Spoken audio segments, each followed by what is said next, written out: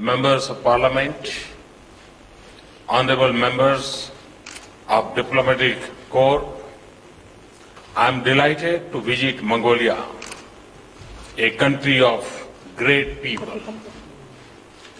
Your country reminds us how beautiful this world is. It is truly a great honor to speak to the great Harald. It is a special privilege to do so in the 25th year of democracy in Mongolia. You are the new bright light of democracy in our world. I am deeply grateful for your generosity in hosting me on a Sunday. I am humbled by the warmth of the welcome and your wonderful hospitality. Everything that I see and experience here speaks clearly of unlimited goodwill for India. I bring the greetings of your 1.25 billion spiritual neighbors. There is no higher form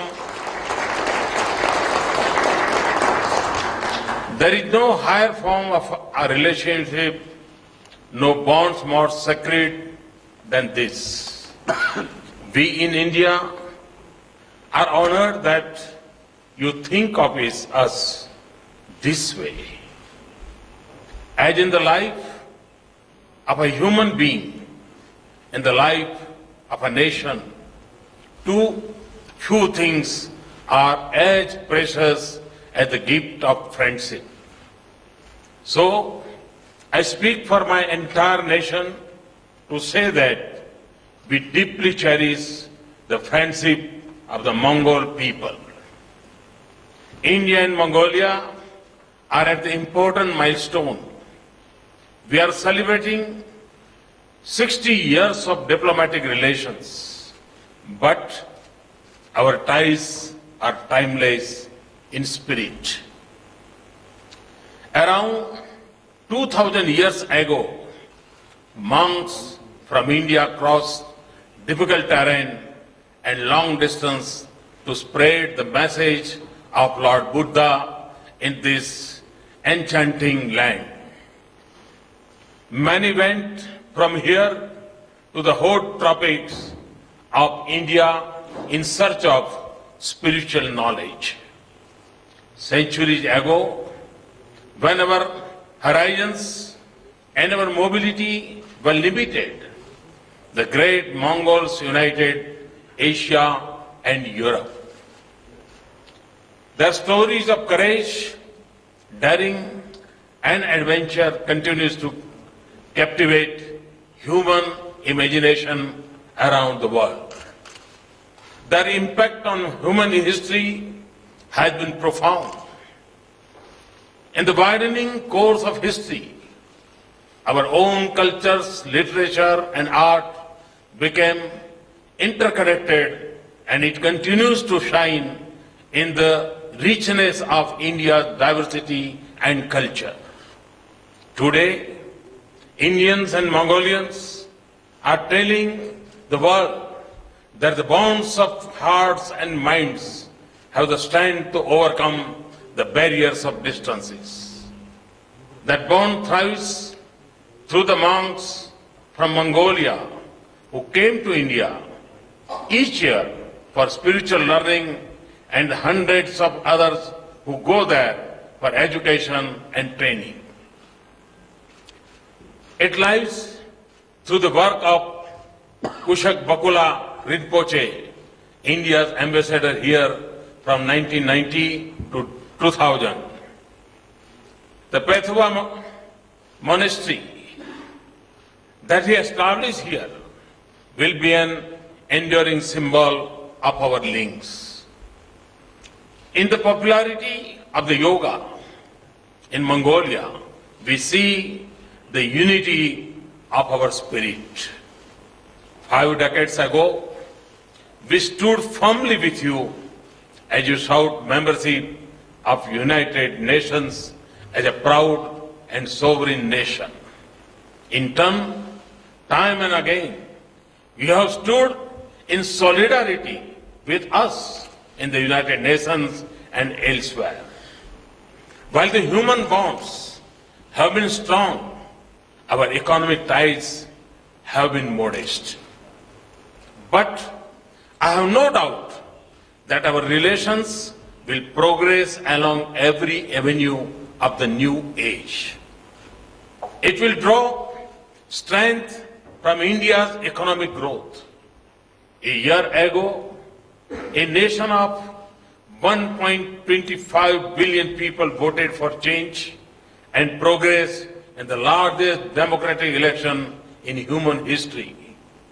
We have worked with speed, resolve, and ambition to fulfill our pledge. In less than a year, our growth has rebounded to 7.5%. India has emerged as one of the fastest growing major economies in the world. And we have the potential to grow even faster. At a time when the global economy remains weak, the world speaks in one voice that India is the bright spot of hope to become the new locomotive for global economic momentum. We are conscious that our challenges are vast across India's immense social and economic diversity. But we have faith in our sound policies and good governance. We draw confidence from the unity of our nation and the common purpose of our people. Even more, we get our energy from the aspirations of a young India with 800 million youth under the age of 35 years. They are eager to pursue their dreams and confident in their ability to do so.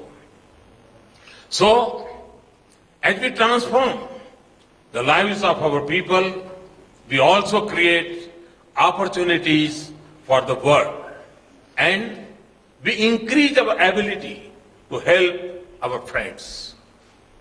This is the earth of the land of Buddha and Gandhi.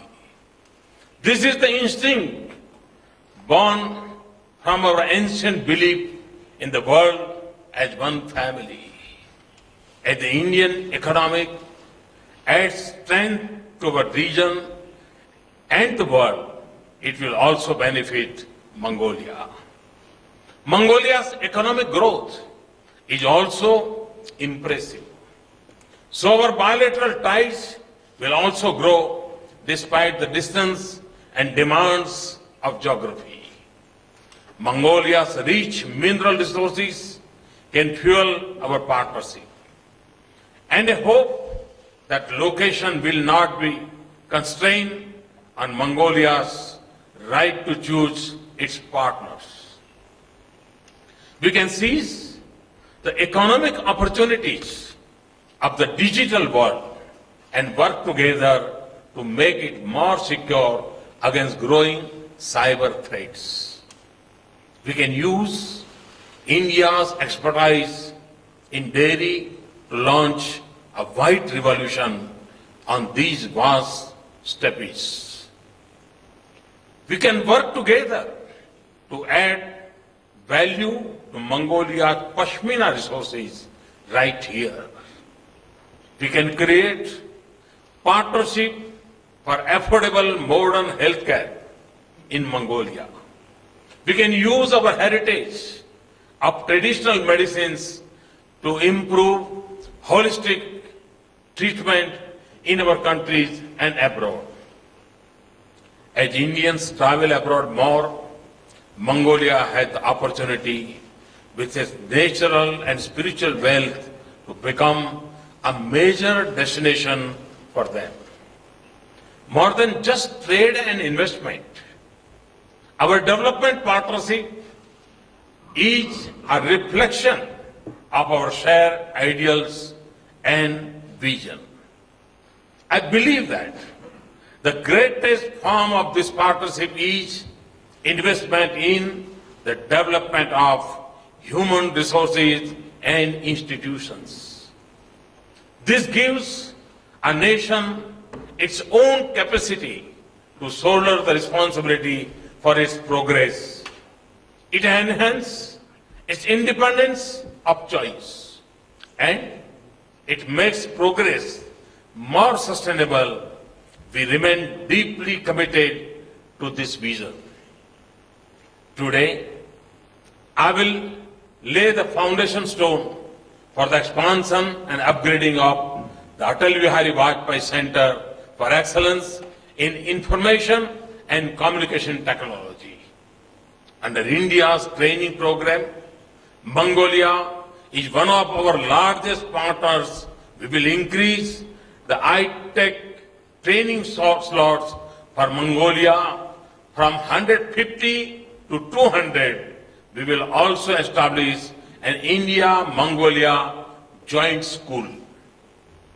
Later today, I will hand over the Bhavatron equipment that can help treat cancer in Mongolia. This will be the first demonstration of our cooperation in the civil nuclear sector.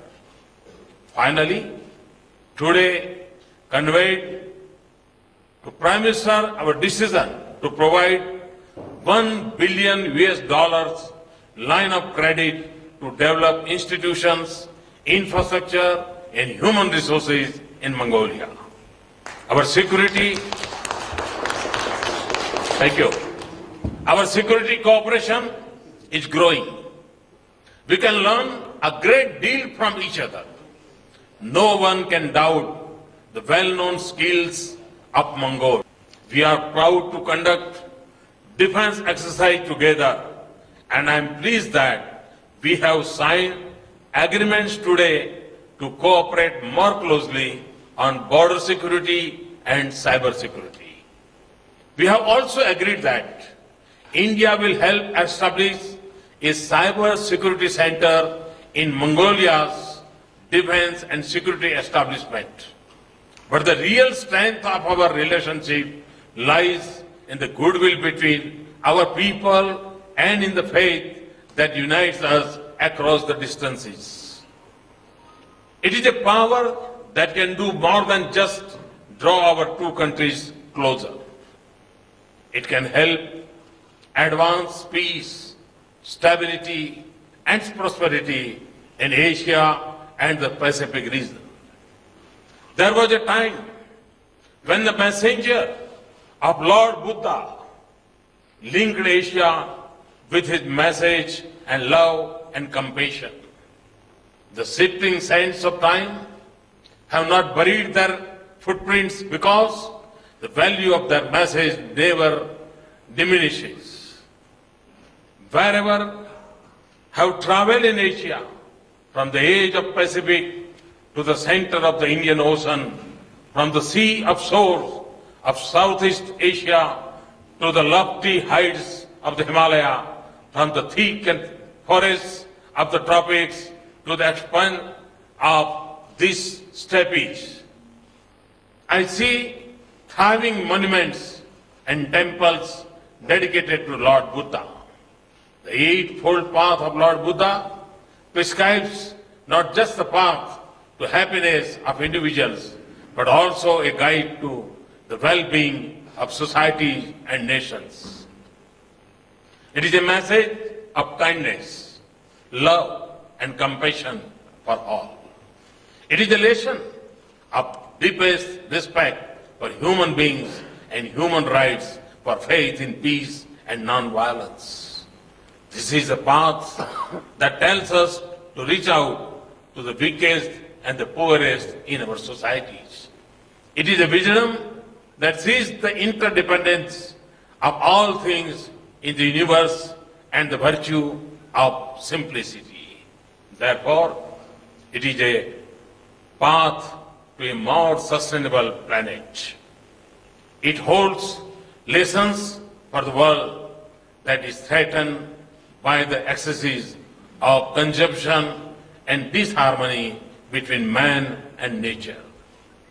As in the prosperous West, Asia of rising incomes and aspirations must remember and follow this message. Above all, it is a guide for a relationship of peace, equality, respect and cooperation between nations, small and large, weak and powerful. It is a call for each of us as individuals and as nations to assume the universal responsibility to mankind and our planet. It inspires us to think of common good and all nations. The teachings of Lord Buddha are reflected in the principles of democracy. The path of righteousness is based on freedom of mind, liberty of thought, liberty of action, and liberty of speech. These are the foundations of democracy.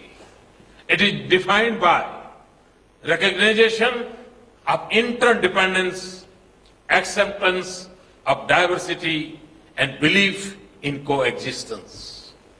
Its essence is the freedom of human beings, faith in dialogue, rule of law, and resolution of differences through peaceful means.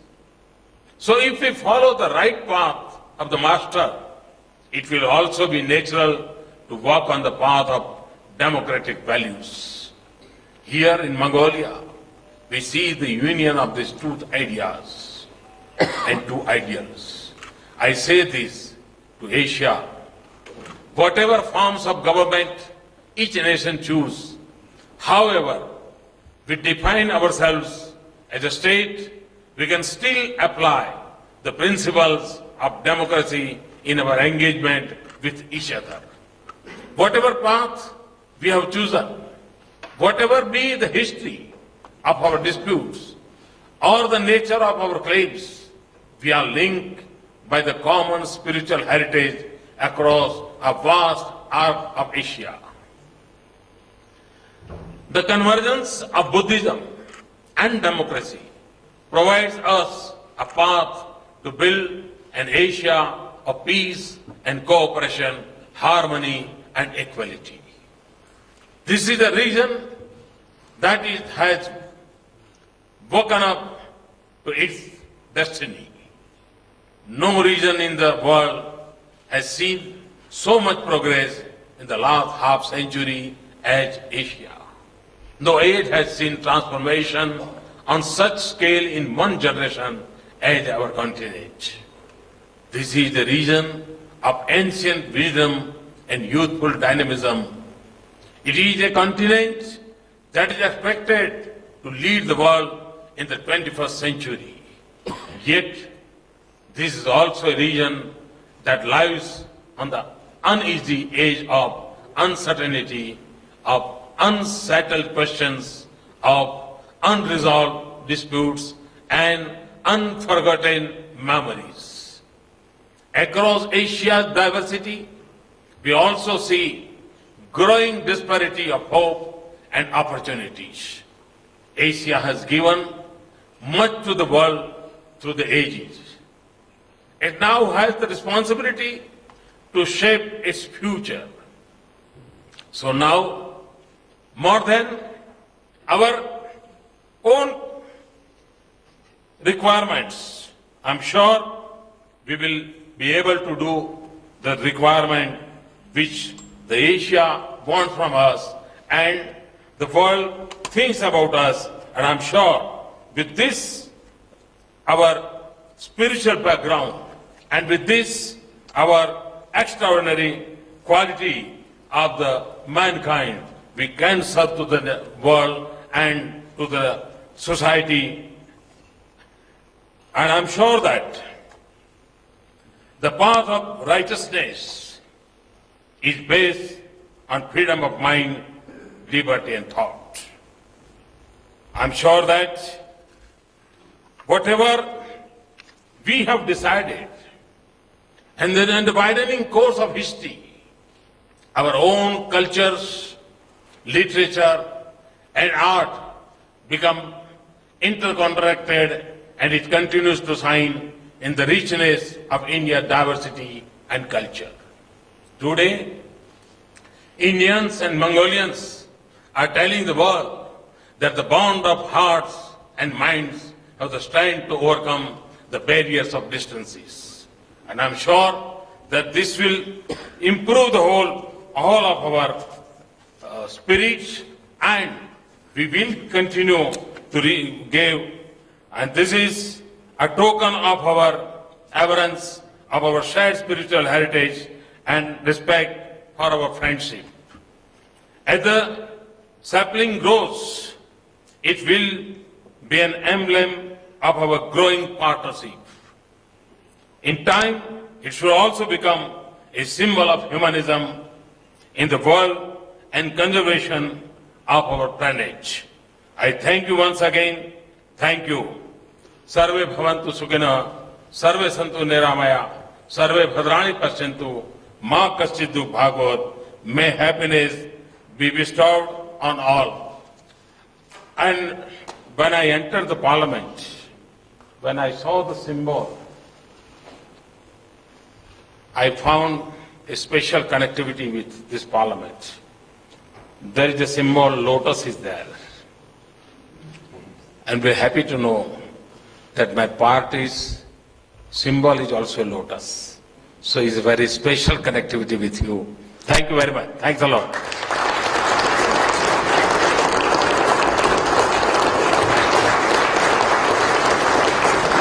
That's Prime Minister Narendra Modi speaking at the Parliament in Mongolia. This event is dubbed as a rare honor as he's the first leader to address the lawmakers on Sunday. That's a holiday.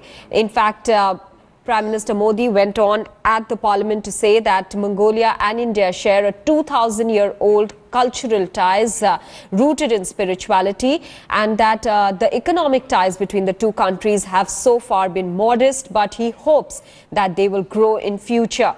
Remember, both the countries have signed 14 agreements largely centered around infrastructure development, defense and border surveillance. A $1 billion line of credit is what India has promised Mongolia.